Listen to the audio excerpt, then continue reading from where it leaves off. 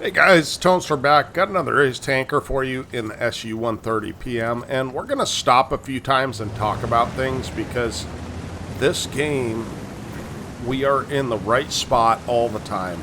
And part of that is by luck, and part of that is not an accident. And we'll kind of talk about that a little bit. We are going to go to this bush, and the reason I love this bush here is because if there's a guy rushing mid, if our light spots things up on the hill, or if there's a guy trying to get to this rock, oftentimes I can get a shot on that. In addition, there is a location over here where the light tank likes to sit. I think it's right there. And so we can get blind shots or we can get shots on them. Actually, it might be further back. But at any rate, and you're double bushed because of this bush here.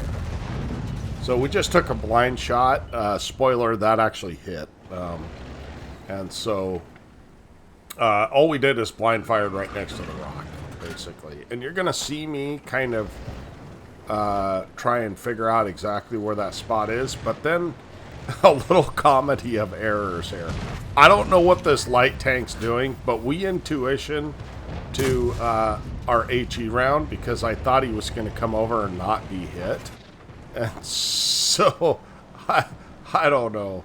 So we've still got HE loaded, right? Because I didn't swap, and we crack him again. So, anyway, not the greatest play in the world, but whatever. Have you guys been seeing a lot of YOLOs since Watt 2.0? I sure have. You can never judge what people are going to do. It's kind of nuts. So I noticed that my light tank has gone to the middle and has been kind of unopposed there. So we're going to pull out and see if we can get a shot on whatever he lights, right? So when you're in a TD, you really want to be paying attention to what your light tanks are doing. And in this case, our light tank is, he's not the greatest player, but he is getting some spots. So we just missed that shot. The shell velocity on this thing is just not very good. Now, one thing, what do we notice here, right? We notice that we've got our Bulldog has spotted a bunch of guys over here. We have one guy over here and a couple of guys in back in support. And so I can figure that these guys are going to try and come up and over, right? And this Charmarat does a great job of spotting them. So what we're going to do is try and get out of the way. And what we are doing is watching our pathing as we're continuing on, okay? So the game is, I mean, we're a couple thousand hit points down, but it's not awful. Now we're 3 tanks down and 3,000 hit points down. So what we're trying to do is just get a position that we can actually spot these guys as they come up and over. And we just managed to get there in time. Now, the reason I fired there is because that guy has a bunch of bushes between me and him, and he is unlikely to spot me. So we're able to shoot the M46 Patton as well and get a shot on him. And the SU-130 PM comes up and over, but his binos do not have time to come up, and mine do. And therefore, we are able to spot him and shoot and not get spotted. Now, this standard B is a problem because once he comes up into these bushes, anybody can climb up here and just pummel me. Also, I will be stuck, and if there's anybody in the tree line or the bush line and rocks over here, I'm just screwed, right? So they can hit me from all positions where I'm at. There are also positions over here. Our bat chat is actually in a decent position, but it's a bad deal. So we need to get out, right? And it's not as if I can just go shoot him for free because he's an autoloader. He's got 3 shots, and so I'm gonna take like 1,000 damage or maybe not even survive if I stay there. So unfortunately, he gets tracked in the open, and he is not paying attention to me, and ends up eating a shot from us, kind of clutch. So what we're doing is we're not telling him where we're gonna go, but we plan on just getting on this knoll. And if you guys have never used this, this is a great spot to defend from, because you can spot people that are in the middle of the map. Well, basically, it spots anybody that is trying to spot our guys on the back line. And I noticed that there's actually a bush in the way, so we're just going to pull up a little further. We don't even care if we can get a shot. We're just trying to get to a position where we can spot if he pushes in. So that's one advantage with this thing. You have pretty good view range with the Bino setup. I could possibly go to a different setup now, but I'm kind of liking this. This tank, I would say, for an average player is probably better than a Scorpion G, just simply due to the camo. The camo on it's pretty good. I want to say that it's 24% on the move, which is great. And I don't know what it is stationary, so I have to look. So we're able to get a shot on this guy, and we happen to know that there's... Ooh, getting hit by a Blesk. But we happen to know that there is an SU-130 PM on the other side, and we do not want to mess with that. So now we're figuring, well, where is that Blesk, right? So let's see if we can spot him out. So that's kind of our goal at this point. So is it a good goal? Yes. Do we spot him? No. We end up spotting the SU-130 PM, and he is behind a bush, so we end up getting a nice, good shot on him.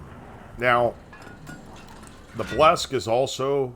I should be shooting at him, quite honestly, as he's lit. But instead, I take a stupid blind shot and pay for it. So, again, not the perfect game, right? But you don't have to play perfect. You just have to play a little better than the enemy team.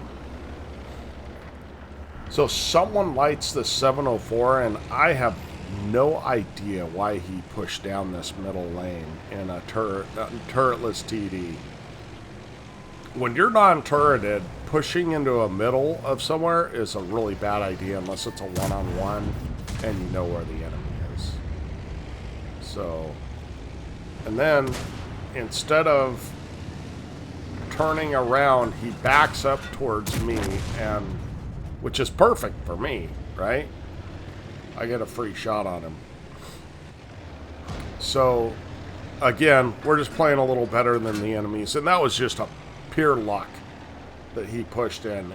If he had waited, or if he had pushed in when the SU was pushing in, or when his light was alive, I would kind of understand that, but again, we're not all pros, and we have to appreciate when somebody gifts you some damage.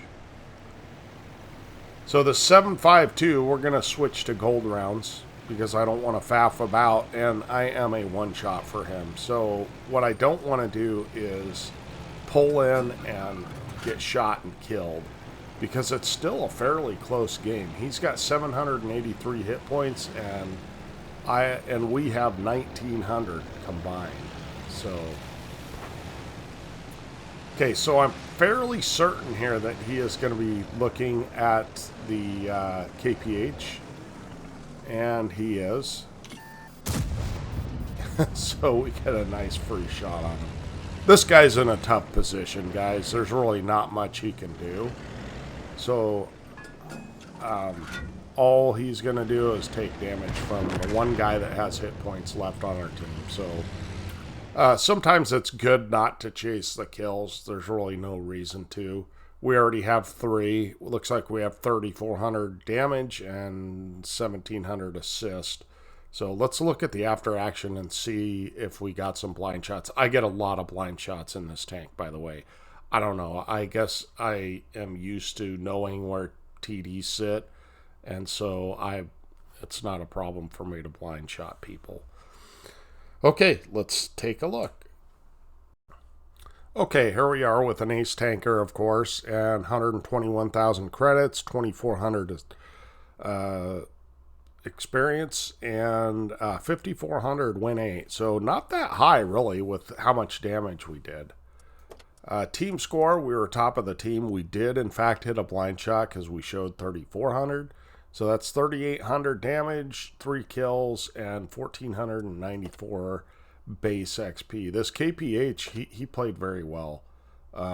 He did 2,300 damage and 1,200 assists, so good on him. And the Object 752 did well too. He just was at a point that he was alone, so that happens. 14 shots fired, 11 hits, 9 pens, so we did hit some shots we did not penetrate. That happens, especially when you're doing blind shots. And 1,675 assists for, what's that, 5,700, something like that.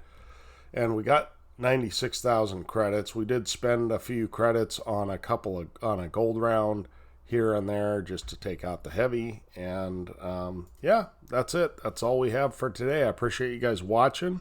Hope to catch you next time. Tonester out.